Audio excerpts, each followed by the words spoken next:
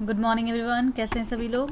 आज 26 अगस्त है और इम्पॉर्टेंट करंट अफेयर्स के टॉपिक को डिस्कस करेंगे। आज का टॉपिक बहुत ही इम्पॉर्टेंट है, प्लीज़ समझने की कोशिश कीजिएगा।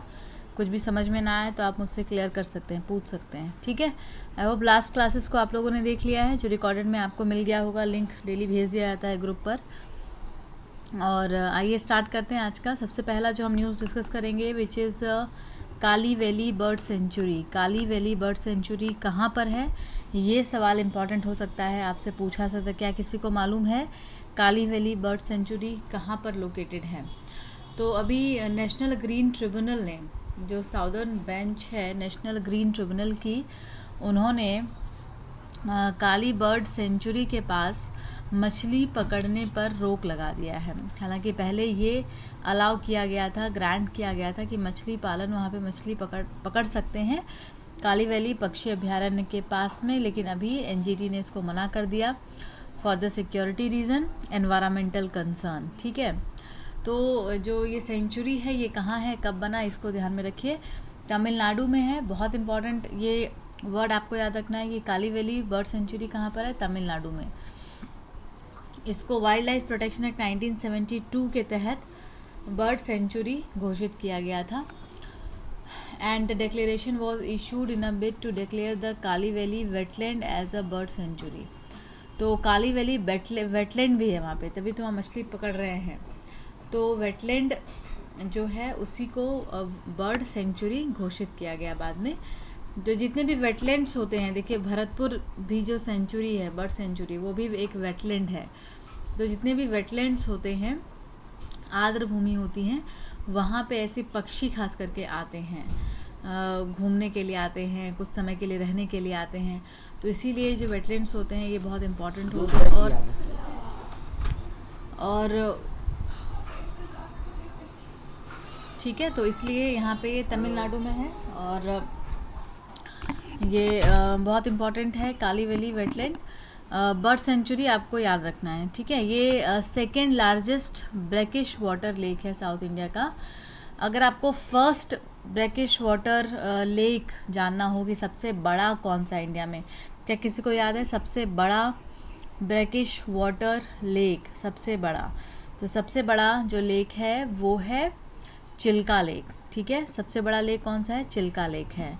और सेकेंड लार्जेस्ट की बात करेंगे तो वो कौन सा है? Second largest brackish water lake south India का यही, जिसकी अभी हम बात कर रहे थे, काली वैली वेटलैंड, ओके।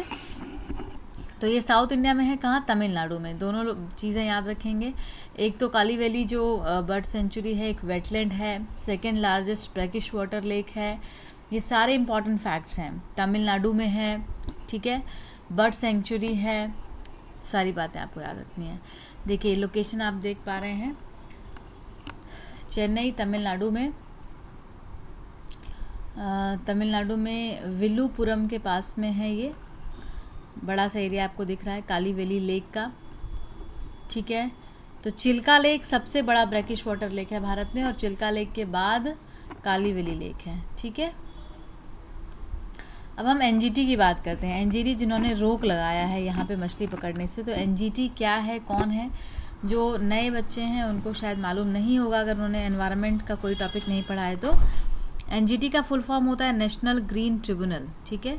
ये एक तरीके से जैसे आपके यहाँ पे न्यायालय होते हैं, district court, high court, supreme court होता है, वैसे ही एनवायरमेंटल कंसर्न को ध्यान में रखते हुए उनके किसी भी इश्यूज़ को रिजॉल्व करने के लिए एक ट्रिब्यूनल बनाया गया, और उस ट्रिब्यूनल का नाम है नेशनल ग्रीन ट्रिब्यूनल, एनजीटी। ये एक स्टैट्यूटरी बॉडी है, कॉन्स्टिट्यूशनल नहीं है। स्टैट्यूटरी का मतलब क्या होता है?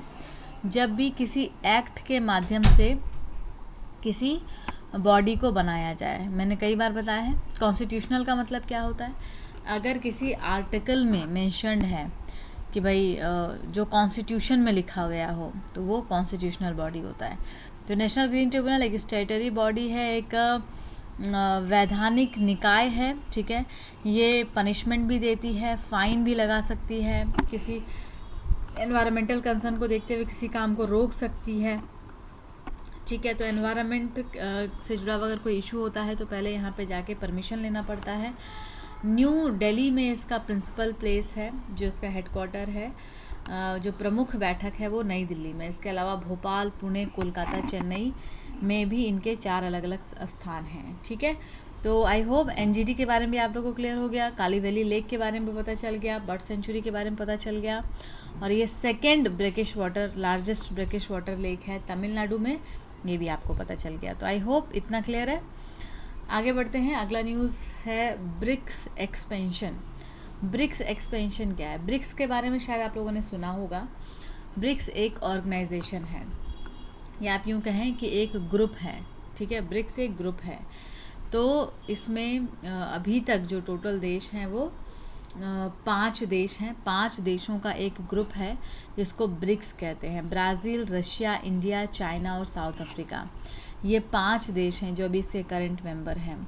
लेकिन इसकी शुरुआत कहाँ से होती है? इसकी शुरुआत हुई थी 2006 में। ठीक है, 2006 में इसको लॉन्च किया गया था। पहले इसको ब्रिक बनाया गया, जिम ओनेल के द्वारा इसको ओरिजिनेट किया गया ब्रिक को, जिसमें कि ब्राज़ील, रशिया, इंडिया और चाइना, ये 4 देश थे। बाद में 2010 में साउथ अफ्रीका को भी ब्रिक में जोड़ दिया गया, तो ब्रिक्स हो गया। और अभी ये न्यूज़ में आया फिर से, तो अभी न्यूज़ में क्या है, कैसे, उस पर हम बात करेंगे। ठीक है, तो ब्रिक्स के बारे में इतनी जानकारी आपको मिल गई।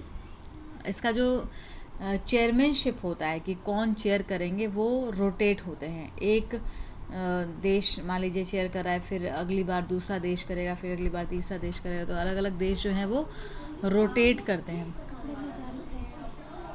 ठीक है, तो इसमें रशिया, चाइना, इंडिया, ब्राज़ील और साउथ अफ्रीका, ये 5 देश हैं ब्रिक्स में। अभी न्यूज़ में क्या है, अभी जो समिट हुई है 2023 वाली जो समिट हुई है, उसमें ईरान, यूएई यानी कि यूनाइटेड अरब अमीरात्स, सऊदी अरब, अर्जेंटीना और इजिप्ट, इथियोपिया, ये सारी कंट्री हैं जो उनको इनवाइट किया गया है। ठीक है, ब्रिक्स कंट्रीज़ के द्वारा जोहान्सबर्ग में अभी जो ऑनगोइंग मीटिंग है, जो समिट अभी 2023 में हो रही है ब्रिक्स की, वहाँ पर इन देशों को इनवाइट किया गया कि आप भी हमारे इस ग्रुप में शामिल हो जाइए।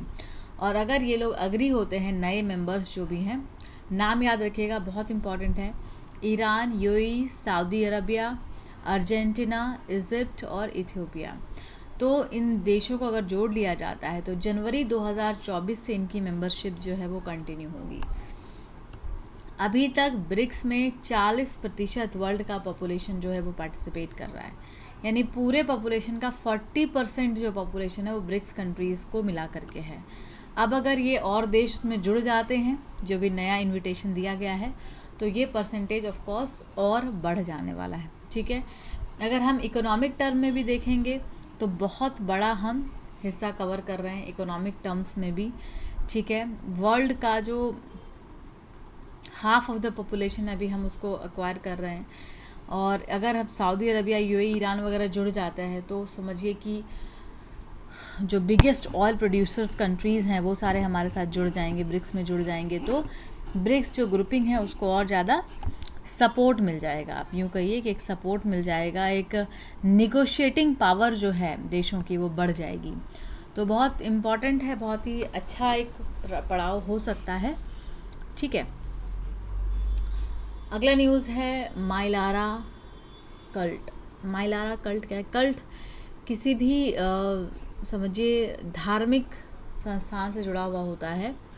ठीक है, कि आप किसी चीज़ की पूजा करते हैं तो उसको वहाँ पे उसको कल्ट बोला जाता है, कि आप कौन से धर्म को या कौन से पंथ को फॉलो कर रहे हैं। तो माइलारा पंथ जो है उसके बारे में भी कुछ डिस्कवरी हुई है। कर्नाटक के बसरूर में 2 बहुत प्राचीन मूर्तियाँ मिली हैं, बहुत पुरानी मूर्ति मिली है खोज के दौरान, और ऐसा माना जा रहा है कि वहाँ पर माइलारा कल्ट जो है वो एग्जिस्ट करता था। तो इस वजह से माइलारा कल्ट भी इम्पॉर्टेंट हो गया। स्कल्पचर तो इम्पॉर्टेंट होते ही हैं। ठीक है, तो 2 स्कल्पचर मिले हैं, एक तो 15वीं शताब्दी के और एक 17वीं शताब्दी के, यानी 15th century and 17th century, 2 के वहाँ पे स्कल्पचर्स पाए गए हैं, मिले हैं। एंड ठीक है, तो अब इसको किस तरह से यहाँ पे पूरा इसमें रिसर्च होगा और भी फाइंडिंग्स होंगी, चेक किया जाएगा क्या है कैसा है। देखिए किस तरह से मूर्ति बने हुए हैं, इस तरीके देखिए घोड़े पर एक में मूर्ति जो देवी है वो बैठी हुई हैं, दूसरा इस तरह से स्टोन कार्विंग की गई है। तो ये मायलारा कल्ट को शो कर रहे हैं, डिपिक्ट कर रहे हैं। और इससे ऐसा लगता है कि उस समय में कर्नाटक का जो एरिया है बसरूर, वहाँ पर मायलारा कल्ट हुआ करता होगा।